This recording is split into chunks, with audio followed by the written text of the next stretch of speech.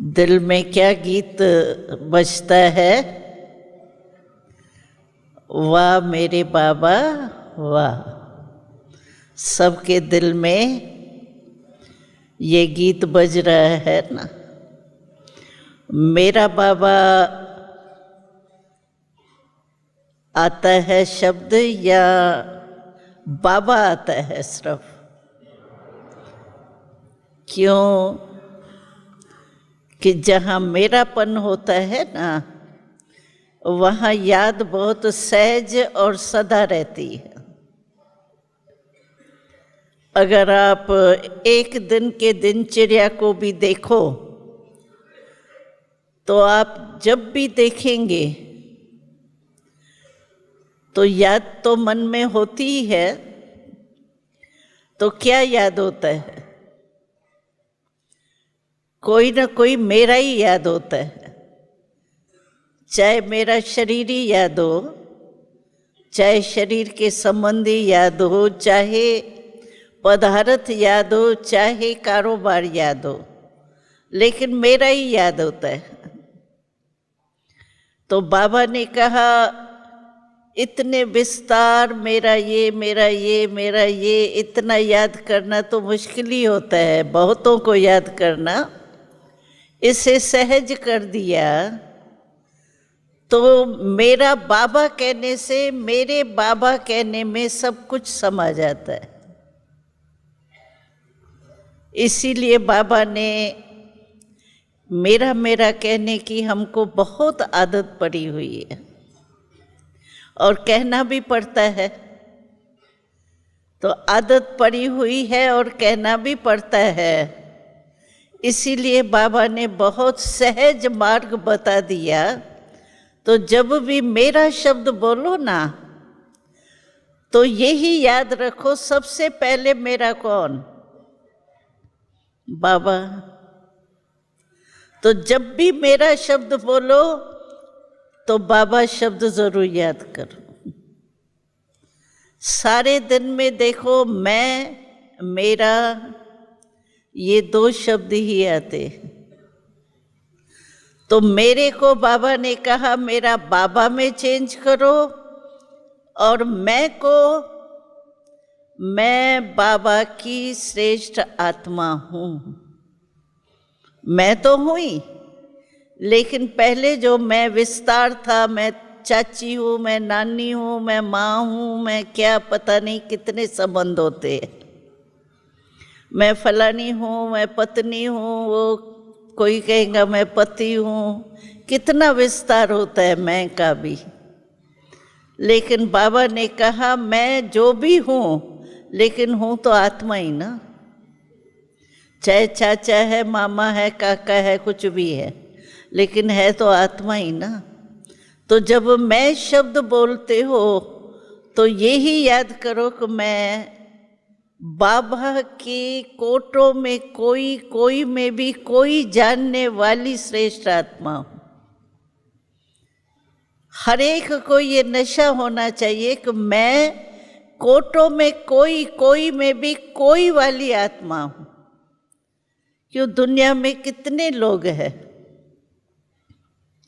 उनमें से मेरा बाबा किसने माना?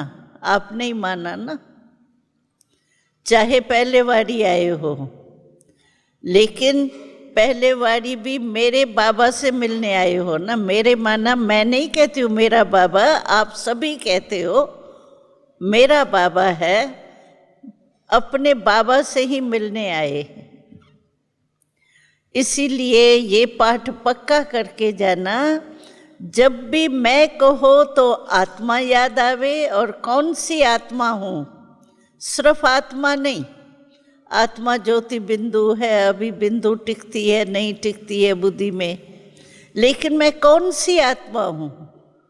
बाबा रोज जो टाइटल देता है उसको याद करो कि मैं ऐसी आत्मा हूँ, मैं विशेष आत्मा हूँ, मैं बाबा के दिल तख्त पर बैठने वाली आत्मा हूँ, मैं बाबा के नैनों के नूरे रतन हूँ। ऐसे भिन्न भिन्न टाइटल जो बाबा देते हैं, वो रोज याद करो कि मैं वो आत्मा हूँ और मेरा तो मेरा बाबा है। मेरा बाबा में सब समा दो तो याद करना भी सहज होगा और सदा भी होगा और नेचुरल होगा, क्योंकि मेरा तो भूलना ही मुश्किल होता है। अभी देखो योग में बैठते हैं बस आधा घंटा है ना, बस मैं तो आत्म अभिमानी हो के बाबा के याद में बैठ जाऊंगा। फिर बीच बीच में क्या आता है, बीच बीच में देह अभिमान आ जाता है ना। बॉडी कॉन्शियस या बॉडी कॉन्शियस के जो भी बातें हैं वो याद आ जाती है। क्यों? आप चाहते नहीं हो, चाहते और कुछ हो, बाबा को याद करना, लेकिन याद आ जाते हैं शारीरिक देह अभिमान की बातें या देह भान। कारण क्या है? बहुत काल का अभ्यास यही हुआ है, 63 जन्म का अभ्यास है बॉडी कॉन्शियसनेस का, देह भान का। इसीलिए न चाहते भी आ जाती है याद। क्यों? कि मेरा मेरा बनाया ना, मैं और मेरा बहुत पक्का किया ना देह भान में, इसीलिए न चाहते भी याद आ जाती है।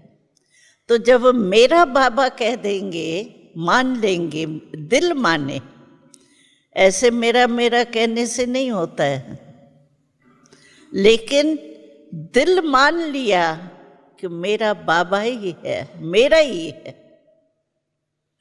ऐसे नहीं ब्रह्मा कुमारियों का बाबा है, नहीं, ब्रह्मा कुमारियों का तो है लेकिन पर्सनल मेरा है। जितना मेरापन लाएंगे ना उतना आपको याद की मेहनत करनी नहीं पड़ेगी। नहीं तो बहुत मेहनत करते हैं, कोई कहते हैं व्यर्थ संकल्प आते हैं, कोई कहती है ऐसी बातें आ जाती है, ये हो जाता है, वो हो जाता है, नींद आ जाती है, भारीपन हो जाता है, कई बातें आती है। उसका कारण ये है कि मेरे में मेरा समझ के बाबा को याद नहीं करते। बाबा में मेरापन नहीं है, ऐसे ही भगवान है जैसे अज्ञान काल में था, भगवान है, सुखदाता है, ठीक है, उसको याद करना अच्छा है।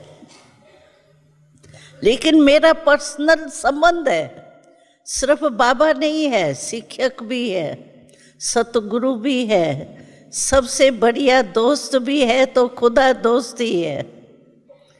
इतने संबंध सब बाबा से है तो मेरे का अधिकार तो हुआ ना। तो उस रूप से याद करने से बहुत सहज हो जाता है। तो मैं और मेरा चेंज करो, मैं आत्मा हूँ और मेरा बाबा है। पक्का किया? हाँ, जब भी मेरा शब्द आवे बाबा पहले आवे। बस मेरा मेरा कहते क्या हो जाएगा, मेरा बाबा, और बाबा कहेगा मेरा बच्चा, बस हो गया सौदा। तो सहज मार्ग यही है। बाकी आज तो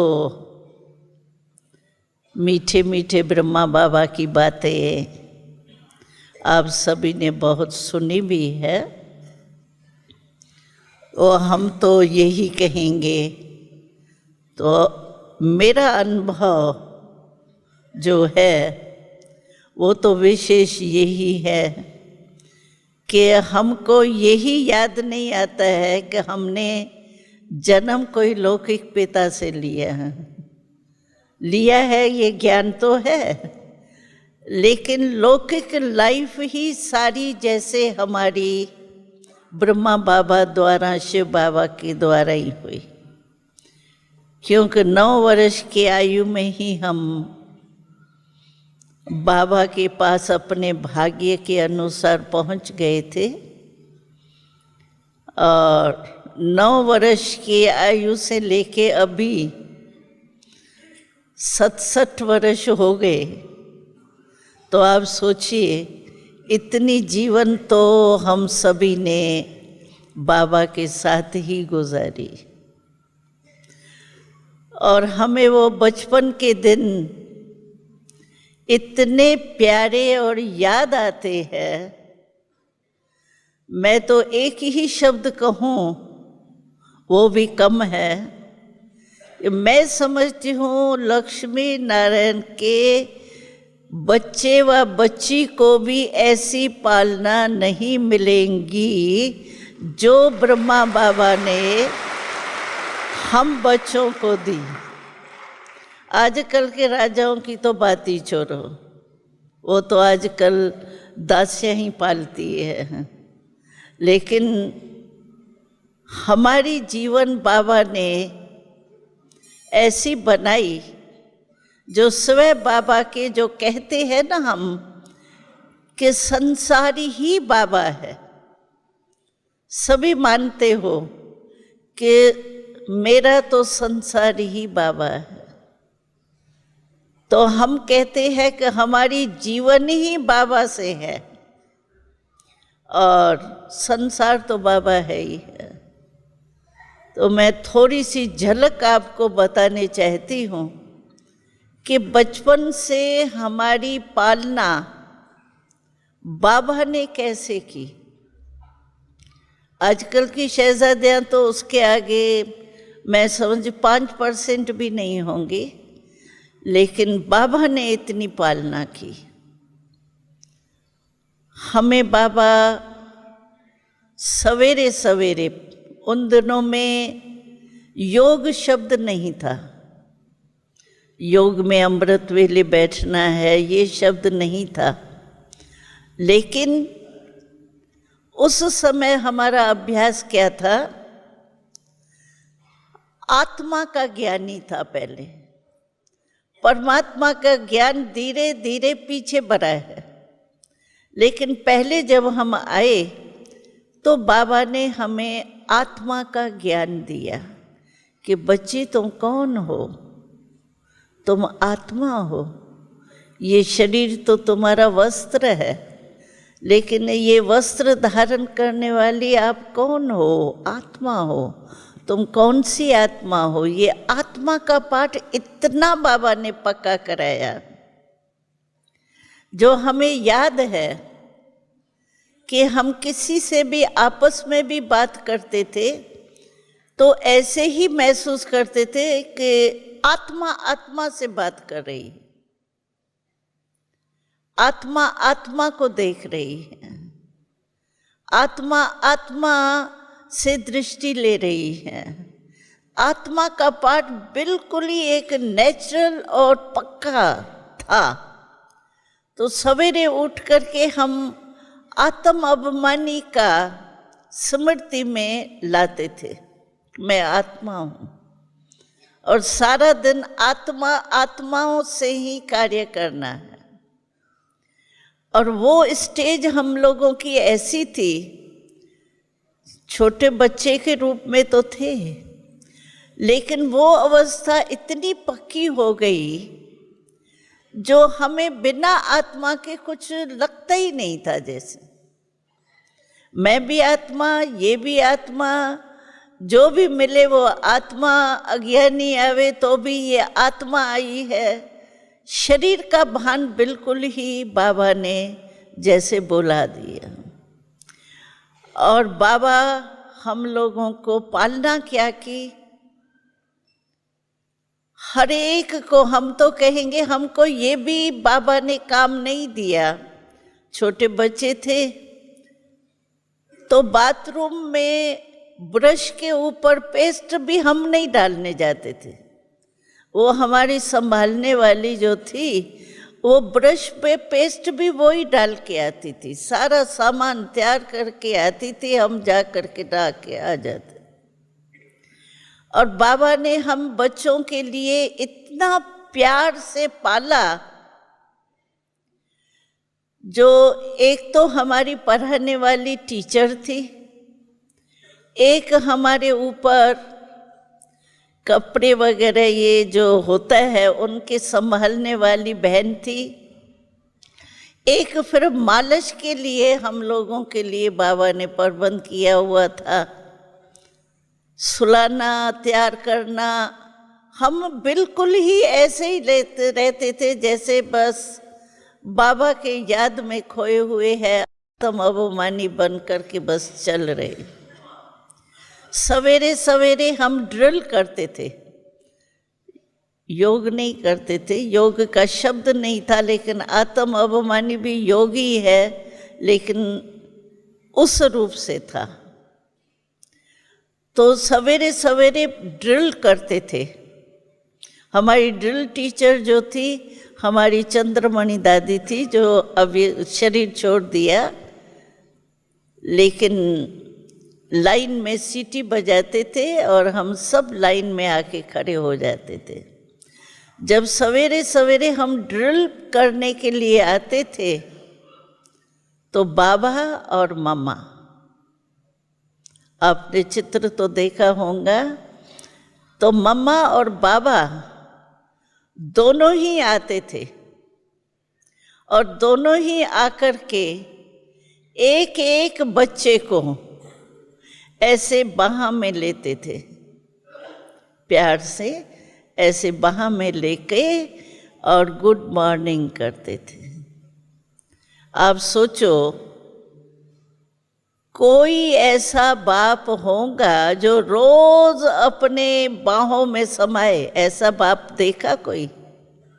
आजकल तो बाप बच्चों को देखता है या नहीं देखता है वो भी पता नहीं, लेकिन हमको बाबा मम्मा रोज अपने ऐसे बाहों में लेके गुड मॉर्निंग करते थे।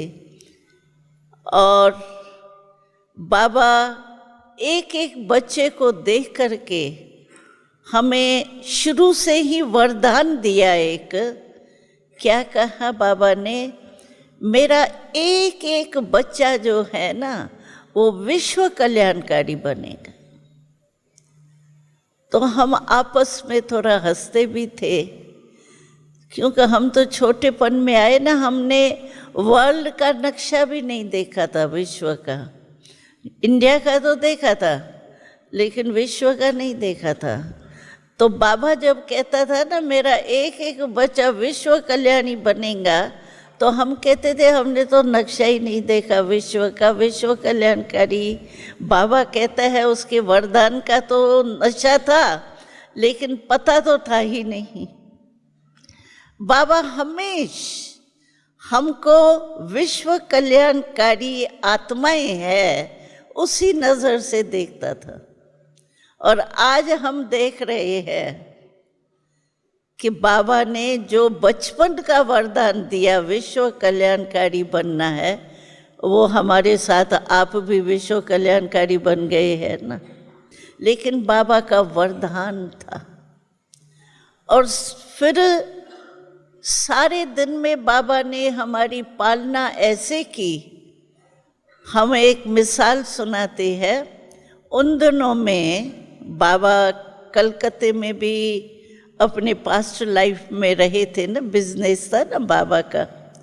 तो आपको याद होगा, जो कलकत्ते में देखा होगा किसने, तो कलकत्ता में मिठाइयाँ बहुत अच्छी अच्छी बनाते हैं, फल के रूप में सब, वो घोड़े गधे सब बनाते हैं, वो भी बनाते हैं, मिठाई बहुत बढ़िया बनाते हैं। तो बाबा कहता था कि खास कलकत्ते से मंगा करके मेरी बच्चों को वो मिठाई जरूर खिलानी। और खास बाबा कलकत्ते से बुला करके उसको, पवित्रता तो हमारी थी ना, तो उसको ज्ञान में जो भगत हो, अच्छा हो, उससे फिर हमारे भाई जो पालना करने वाले निमित्त थे उनको सिखा करके हमको खिलाते थे। बाबा कोई चीज़ बाबा कहता था बच्चों से मिस नहीं होनी चाहिए। और बाबा हम लोगों को ठाकुरों के रूप में देखता था। ठाकुर आपने देखा होगा, छोटे छोटे सोने चांदी के भगत लोग वो ठाकुर बनाते हैं। और हर एक के ठाकुर अपने अपने होते हैं, कोई कृष्ण के भगत होते हैं, कोई राम के भगत होते हैं। तो जो बहुत प्यार वाले भगत होते हैं ना, वो सोचते हैं कि जो भी सीज़न का फल निकलता है, सब्जी निकलती है, हर सीज़न में कोई ना कोई नई नई सब्जी या नया फल निकलता है ना, तो हर एक भगत कोशिश करता है कि पहले हमारा जो ठाकुर है ना, कृष्ण के भगत सोचेंगे राम से भी पहले कृष्ण को हम वो फल या वो चढ़ाए। तो बाबा कहता था वो तो सोने चांदी के ठाकुर है, वो तो कुछ खाते तो है ही नहीं, भगत चढ़ाते तो है लेकिन खाते तो नहीं है, खाते तो फिर भी जो सेवा करते हैं वही खाते हैं। लेकिन मेरे ठाकुर जो है वो तो चेतन है, वो तो खाने वाले हैं। तो बाबा जो भी सीजन का पहला फल निकलता था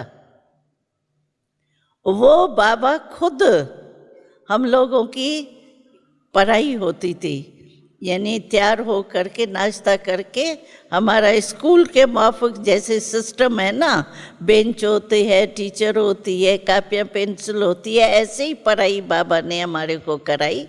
लेकिन ज्ञान के पाठ बाबा बनाते थे, छोटे छोटे लेसन्स, और उसी पर ही हम लिखना पढ़ना वगैरह जो भी है वो उस पर ही करते थे। बाबा पाठ बनाते थे और हम उस पर सीखते थे।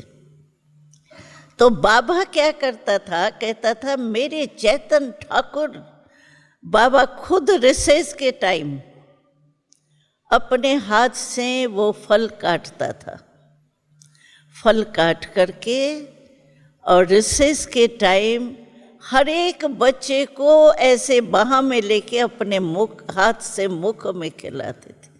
मेरे ठाकुर तो मुख से खाएंगे, ऐसे बाबा ने हम लोगों की पालना की।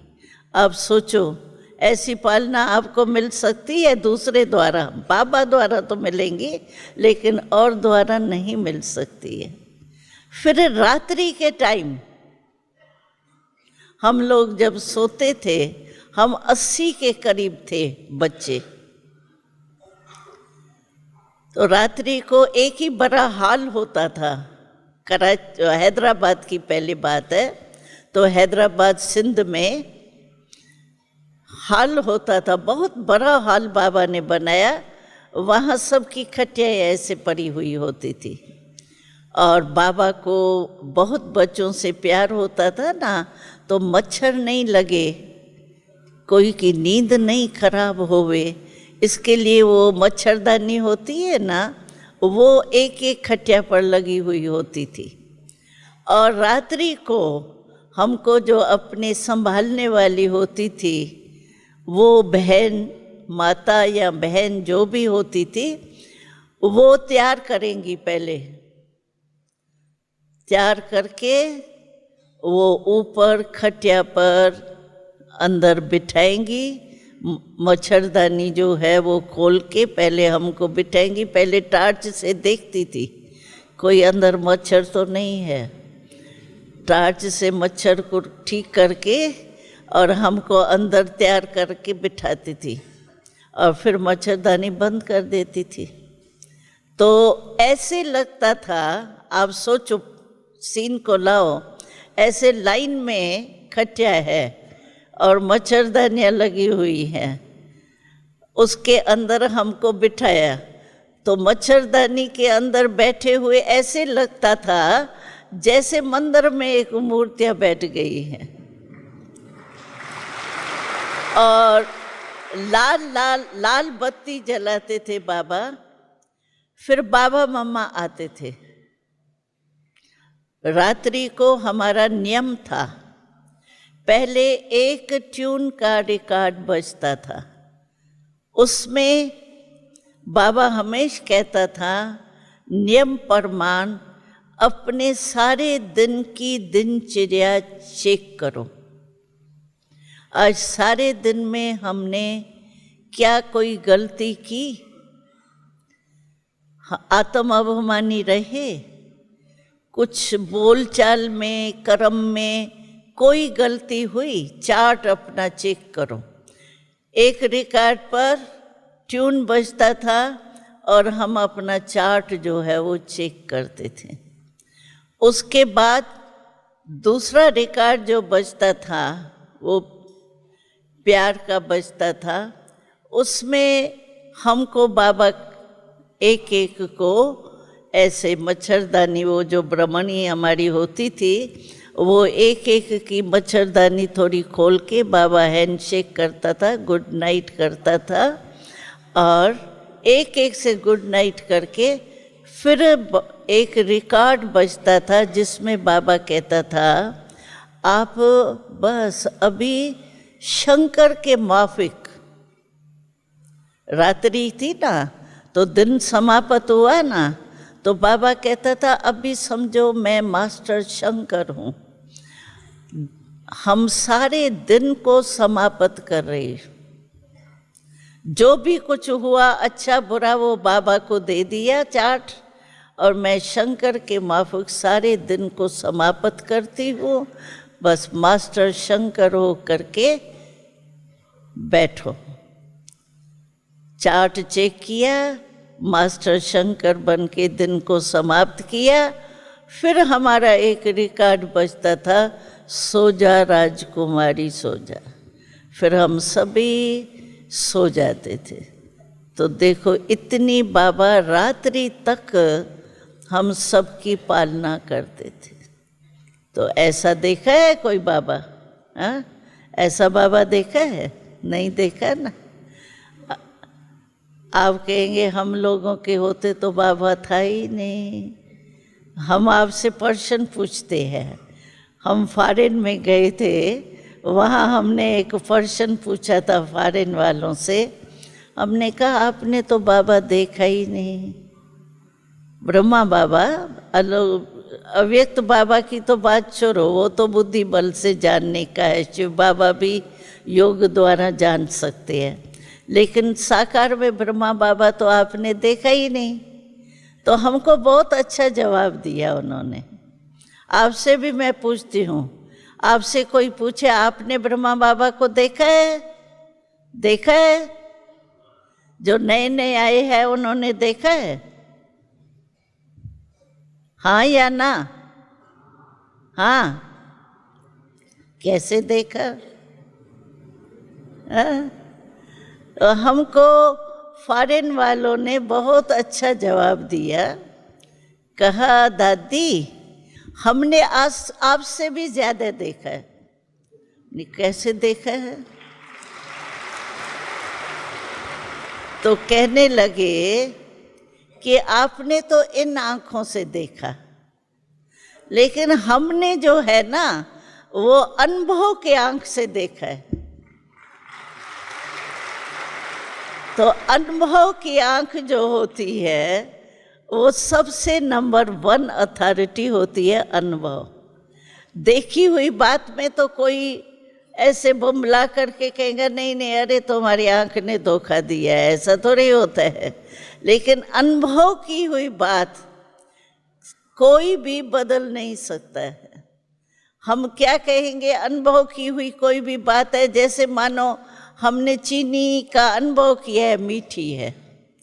अगर सारे वर्ल्ड की आत्माएं कहे नहीं बहन जी आप गलती करती हो, चीनी खारी भी होती है, आपको पता नहीं है, चीनी मीठी नहीं होती है, आप मानेंगे?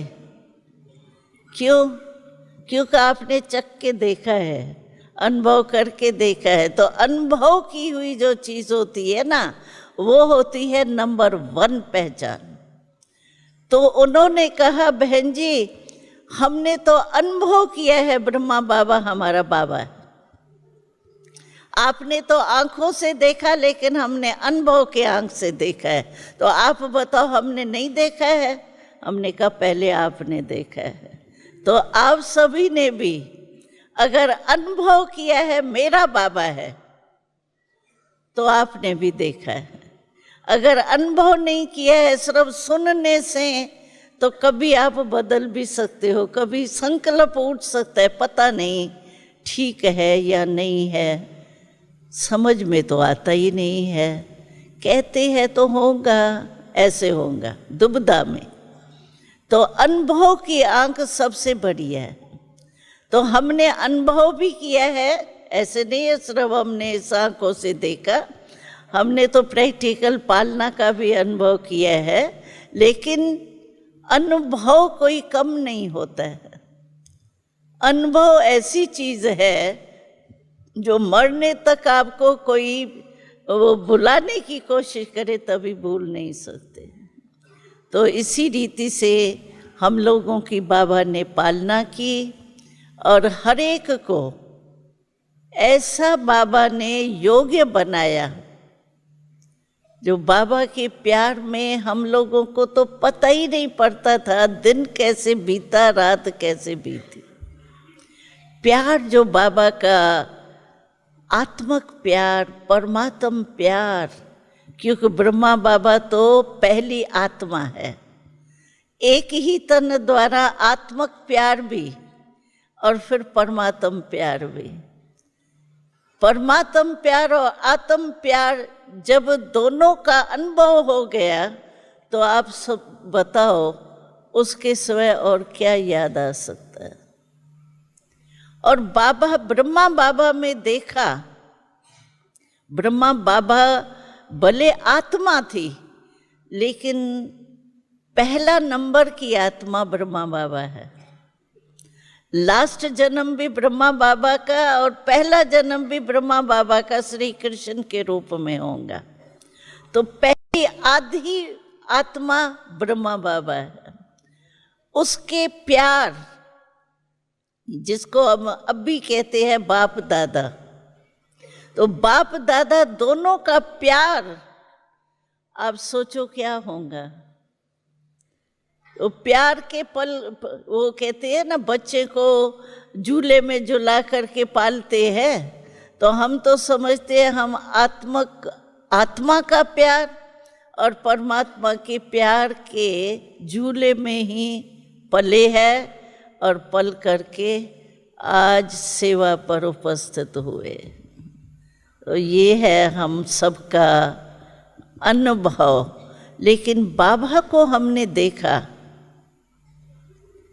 कितनी बड़ी अवस्था थी, 60 वर्ष के आयु के बाद बाबा में प्रवेशता हुई है।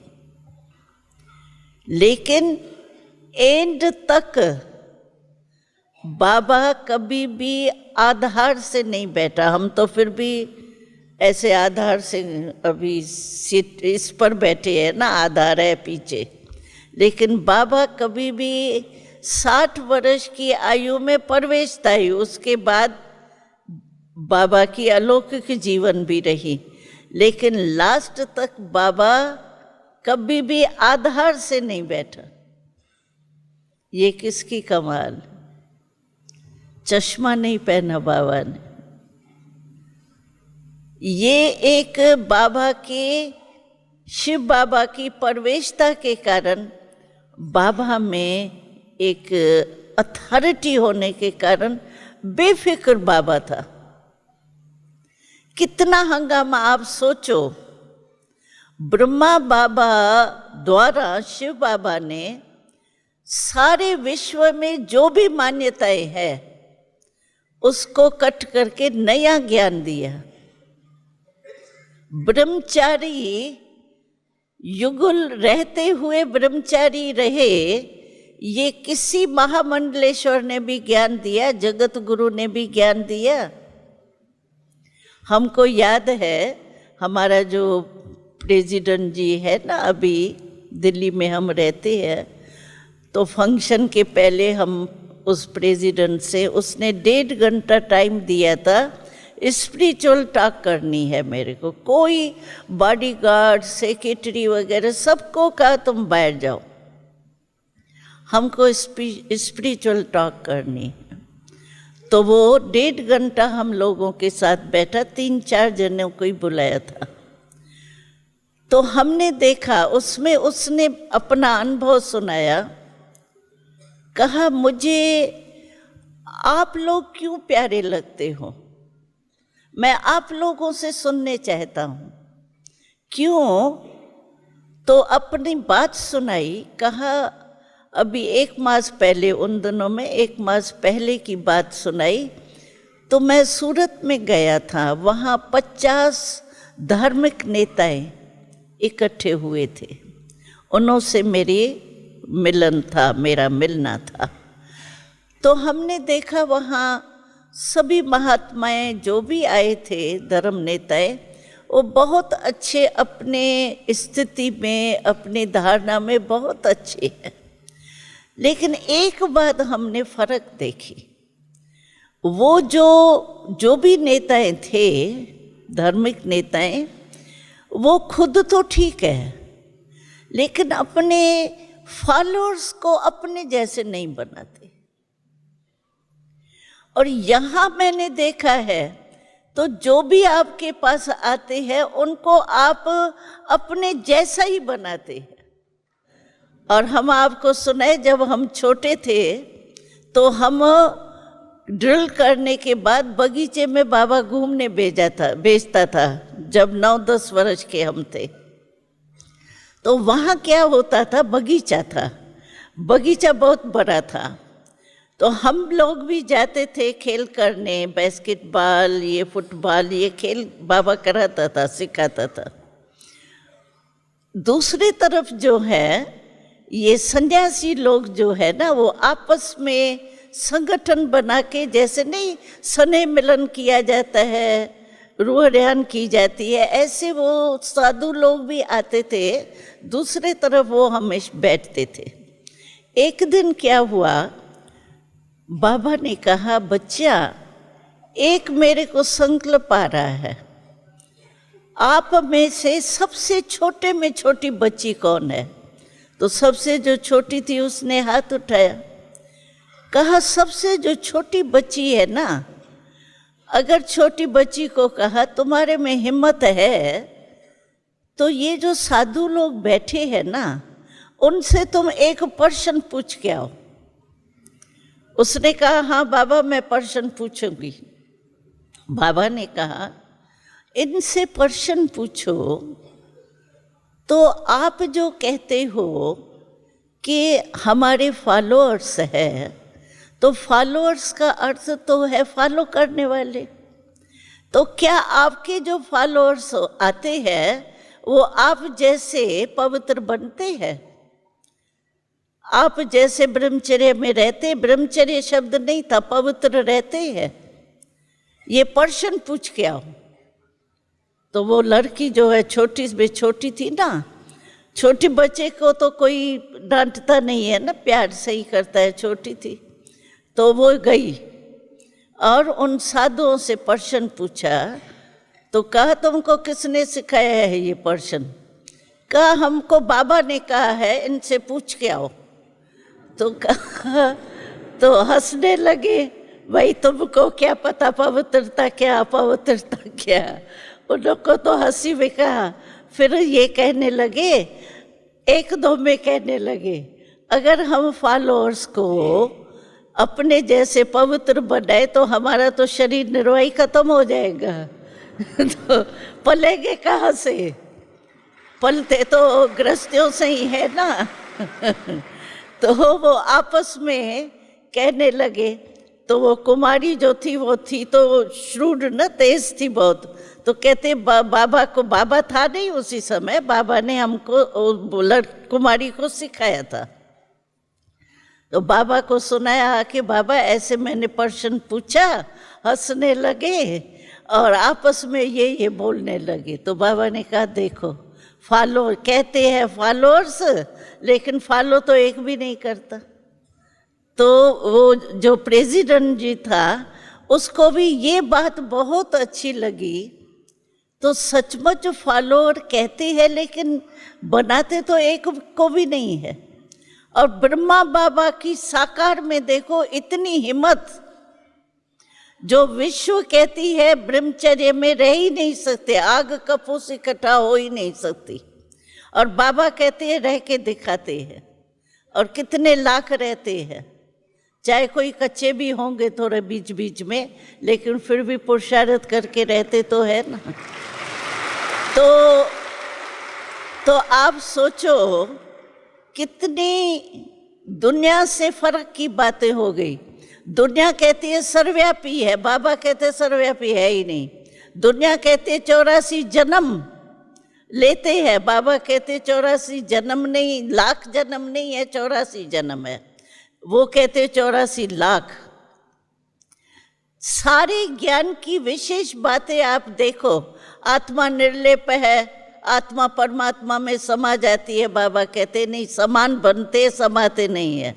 सारे ज्ञान की बातें जो परंपरा से लेकर के कहते अनादि चला आता है, अनादि चला आता है, उससे कंट्रास्ट में है सभी बातें हमारी। और फिर भी ब्रह्मा बाबा की हिम्मत देखो, शिव बाबा ब्रह्मा बाबा द्वारा सारा फैलाया तो है ना। आप भी तो पक्के हो गए हैं ना इन बातों में, कि कच्चे हो? पक्के हो ना? हाँ, पक्के ही रहना। हाँ, तो देखो ये ब्रह्मा बाबा की हमको याद है, जब शुरू शुरू में ये पवित्रता की बात हुई तो बहुत झगड़ा शुरू हुआ ना। तो वहाँ सिंध में मुखी लोग होते थे बड़े चलाने वाले, उन्होंने बाबा को एक बारी बुलाया अपने ऑफिस में। इसीलिए बुलाया कि आप फलानी बहन को, उनके पति और बहन को बुलाया। हमारी दादी है ना प्रकाश मणि दादी, उसकी एक बहन थी, अभी शरीर छोड़ दिया है, पहले थी। तो उसके और उसके पति को बुलाया। बाबा को कहा तो तुम इनके सामने कहो इसको, तो तुम पवित्र नहीं रहो, पति जो कहता है उस पर चलो। बाबा ने कहा मैंने तो कहा ही नहीं है, मैं थोड़ी कहता हूँ, ये तो मैं गीता के महावाक्य लोगों को याद दिलाता हूँ। गीता में नहीं है कि काम महाशत्रु है? तो मैं भी यही कहता हूँ, काम महाशत्रु है, उससे बचो। मैंने तो कुछ कहा ही नहीं है, मैं तो गीता का महावाक्य सुनाता हूँ। अभी गीता को थोड़ी झूठी मानेंगे क्या? है तो सही ना गीता में। बाबा ने कहा मैं नहीं कहता हूँ, मैं तो गीता के महावाक्य रिपीट करता हूँ, जो गीता के महावाक्य पर चल सके वो चले, बाकी मैं थोड़ी किसको कहता हूँ। इतनी हिम्मत रखना। सारे मुखी इकट्ठे हुए और दोनों के सामने वो जो एंटी था बिल्कुल, उसके सामने बाबा कहे नहीं मैं गीता के महावाक्य सुनाता हूँ, सब चुप हो गए। और ये रिकॉर्ड बज रहा है, वो कभी भी सूर्यवंशी नहीं बन सकता है। हमारा फाउंडेशन ही पवित्रता है। तो हम आपको एक कहानी सुनाते हैं प्रैक्टिकल की। तो यहाँ हर वर्ग के प्रोग्राम तो हम रखते ही हैं, आपको पता ही होगा। तो एक बारी हरिद्वार के महामंडलेश्वरों को निमंत्रण देके यहाँ बुलाया था। कोई 17-18 के करीब महामंडलेश्वर, दूसरे तो छोटे छोटे होते हैं, लेकिन महामंडलेश्वर आए थे। तो एक जो महामंडलेश्वर आया था उसने कहा तो मुझे शक्य है, तो ये जवान जवान भाई बहनें यहाँ रहते हैं, साथ रहते हैं और वहाँ भी घरों में भी रहते हैं, आप कहते हैं पवित्र रहते हैं, मुझे थोड़ा सा शक्य पड़ता है। अभी शक्य पड़ता है वो तो हम तो अनुभव ही सुना सकते हैं और क्या करेंगे। तो उसने कहा मेरे को एक परमिशन चाहिए। कौन सी?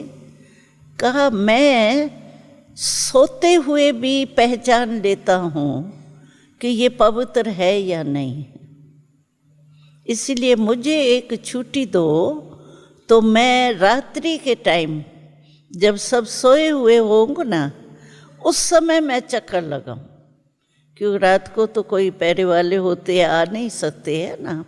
तो उसने छुट्टी ली दादी से। दादी ने कहा कोई हर्जा नहीं, हमको डर थोड़ी है, भले चक्कर लगा इसमें क्या है। तो उसको छुट्टी दी गई, तो भले चक्कर लगाए। तो वो आया और सब सोए हुए थे, उन लोगों को तो पता ही नहीं है कि कोई आना है या देखने के लिए। वो तो अपने नींद में बाबा के साथ सोए हुए थे।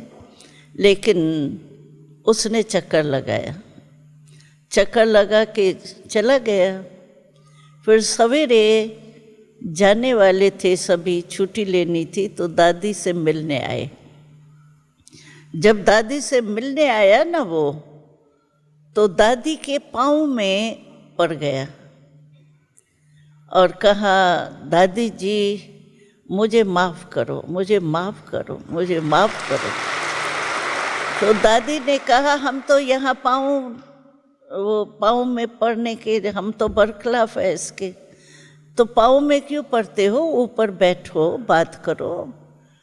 कहा दादी। फिर उसने सारी अपनी कहानी सुनाई, कैसे मैं रात्रि को कहा अभी मैं देख करके समझता हूँ कि आपकी नॉलेज बहुत बड़ी है और आप पवित्रता के लिए जो कहते हैं, तो हमने देखा सचमुच पवित्र आत्माएं है। तो ये मैंने देखा ना, तो मेरे को जो संशय उठा कि पता नहीं ये पवित्रता होती है या नहीं होती है, वो मेरा आज ख़त्म हो गया। दूसरी बात कही तो दादी जी मुझे माफ़ करना, मैंने जो पाकिस्तान में पहले हम गए थे, हैदराबाद से कराची में चेंज हुए थे, तो वहाँ एक पिकेटिंग की थी, महात्माओं ने की थी। तो कहता है दूसरी गलती मैंने ये की है, जो शुरू से लेकर के मैं आपके एंटी रहा हूँ। यानी उस मीटिंग में भी जो पाकिस्तान में हैदराबाद कराची में हुई थी, उसमें भी मैंने आप लोगों के आगे बहुत गालियाँ दी। और फिर बाद में कुंभ के मेले हमारे जहाँ तहाँ लगते हैं, तो कहता है कि मैं आप लोगों का माइक चलता था, आपका ज्ञान का चलता था, और मैं सामने ही माइक लगा करके गालियाँ देता था आप लोगों को। तो मैंने बहुत गलती की है, इसीलिए मुझे माफ़ कर लो, मैं अभी कभी भी गालियाँ नहीं दूंगा और मुझे निश्चय है कि यहाँ पवित्रता की शक्ति है। तो देखो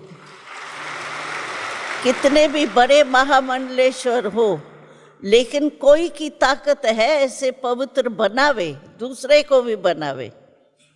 ब्रह्मा बाबा पवित्र बना वो तो छोड़ो, लेकिन पवित्र बन करके शिव बाबा के बल से औरों को भी प्रवृत्ति में रहते पवित्र बनाए।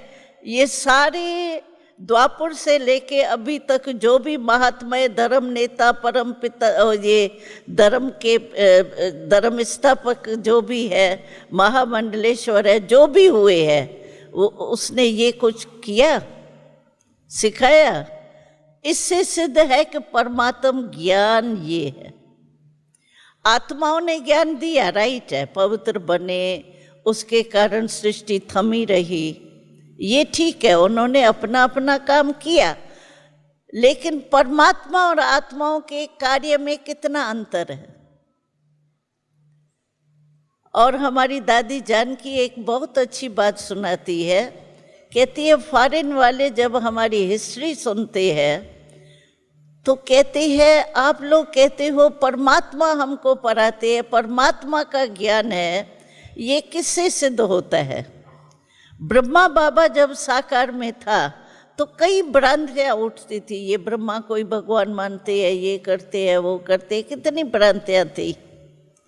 लेकिन यही एक संस्था है जो ब्रह्मा बाबा अव्यक्त हो गए और उसके बाद कितनी वृद्धि हुई है।